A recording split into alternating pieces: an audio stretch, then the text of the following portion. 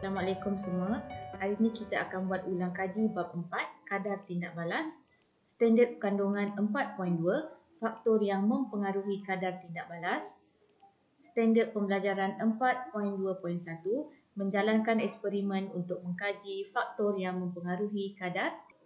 Seterusnya kita ke faktor yang mempengaruhi kadar tindak balas ada 5, iaitu yang pertama suhu bahan tindak balas, yang kedua kepekatan bahan tindak balas, yang ketiga tekanan tindak balas yang melibatkan bahan tindak balas hanya dalam berkeadaan gas sahaja, yang keempat saiz bahan tindak balas berbentuk per-pejal, dan yang kelima kehadiran. Okey, seterusnya kita akan ke eksperimen untuk faktor yang pertama iaitu suhu bahan tindak balas. Eksperimennya ialah tindak balas natrium tiosulfat dengan asid sulfurik. Prosedurnya, kita masukkan 5 cm padu asid sulfurik 1 mol ke dalam larutan natrium tiosulfat yang dipanaskan pada suhu 35 darjah Celsius, 40, 45 dan 50 darjah Celsius. Okey, kedua, kita akan perhatikan tanda X dari atas ke lalangkut. Kemudian kita akan hentikan jam rendik sebaik sahaja tanda X pada kertas putih tidak kelihatan, dan kita akan catat masa yang diambil dan kita akan masukkan ke dalam jadual. Seterusnya kita akan dapat jadual seperti ini. Apabila suhu larutan natrium tiosulfat pada suhu bilik, masa yang diambil untuk tanda X tidak kelihatan ialah 23. Apabila suhu 40, masanya ialah 14 saat. Suhu 45 masa 12 saat dan suhu 50 masa 10 saat. Kemudian kita akan kira kadar tindak balas menggunakan formula 1 bahagi masa. Kita akan dapati pada suhu bilik kadar tindak balasnya 0.04, pada suhu 40 0.06, pada suhu 45 0.07 dan pada suhu 50 0.10. Daripada data ni kita dapati semakin tinggi suhu tindak balas, zarah-zarah akan mengandungi lebih banyak tenaga kinetik dan akan bergerak dengan lebih laju, maka kadar tindak balas akan meningkat. Oleh itu, eksperimen ini membuktikan bahawa apabila suhu bahan tindak balas meningkat, kadar tindak balas juga turut akan meningkat. Okey, seterusnya adalah faktor yang kedua iaitu kehadiran mangkin.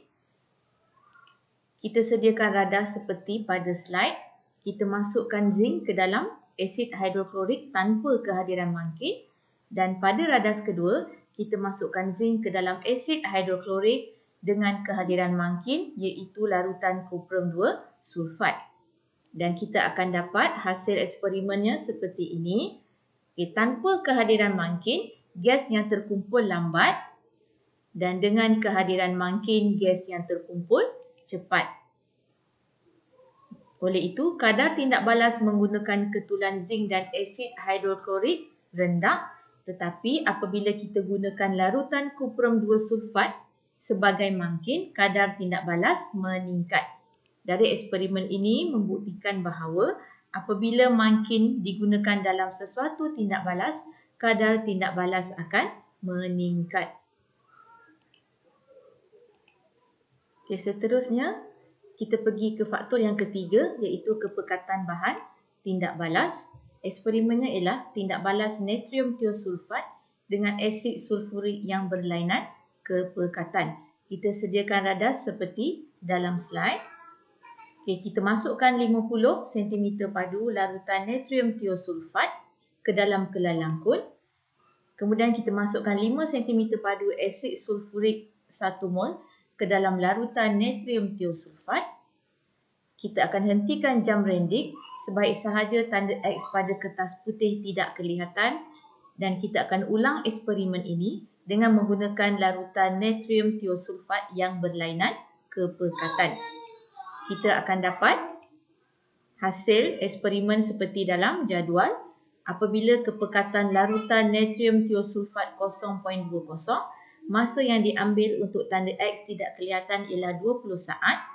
Pada kepekatan 0.16, masa 23. Pada kepekatan 0.12, masa yang diambil 32. Dan pada kepekatan 0.08, masa yang diambil 46 saat. Kemudian kita akan kira kadar tindak balas menggunakan formula 1 bahagi masa dan kita akan dapat data seperti dalam jadual.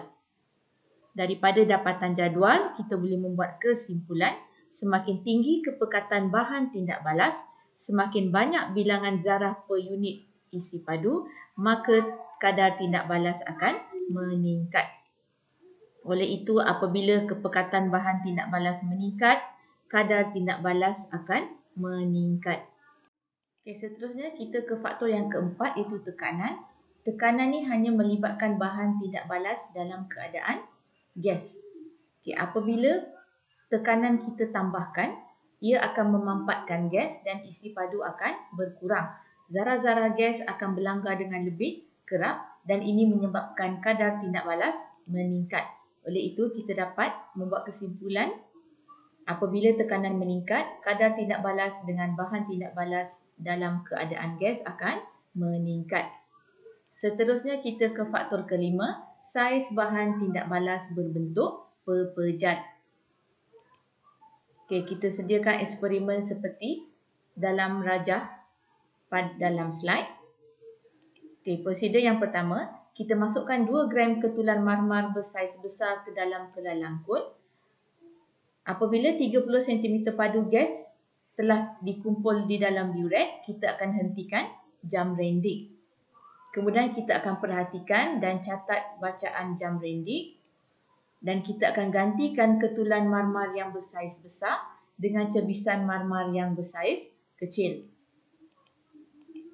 Okey, kemudian kita akan dapat data seperti pada slide.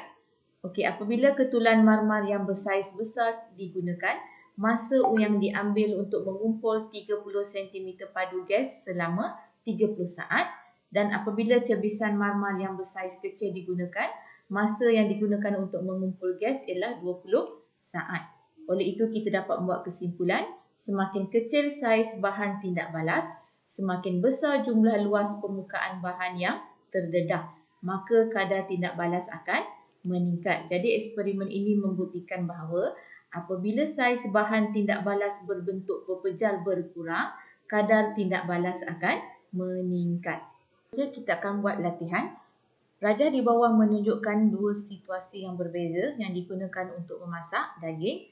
Situasi A menggunakan ketulan daging kecil, situasi B menggunakan ketulan daging besar. Soalan A, ketulan daging manakah yang mengambil masa yang singkat untuk masak? Dan soalan B, terangkan jawapan anda.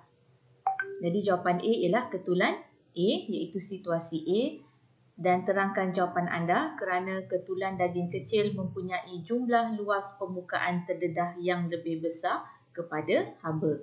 Soalan C, situasi manakah yang mempunyai kadar tindak balas paling tinggi? Jawapannya ialah situasi A. Dan soalan D, apakah hubungan antara saiz bahan tindak balas dengan kadar tindak balas? Jawapannya, semakin kecil saiz bahan tindak balas, semakin tinggi kadar tindak balas. Soalan E, ketulan daging kecil seterusnya dimasak dengan keamatan api yang berbeza. Ketulan daging kecil yang pertama dimasak dengan api perlahan, manakala ketulan daging yang kedua dimasak menggunakan api yang kuat. Soalannya, pada pendapat anda, ketulan daging kecil yang manakah akan masak terlebih dahulu? Jadi jawapannya, ketulan daging kecil kerana ia dimasak menggunakan api yang kuat. Soalan E, tandakan tik bagi faktor lain yang mempengaruhi kadar tindak balas. Jawapannya ialah kepekatan dan tekanan. Cikgu harap awak faham dan dapat dan jelas atas penerangan yang telah cikgu berikan. Terima kasih.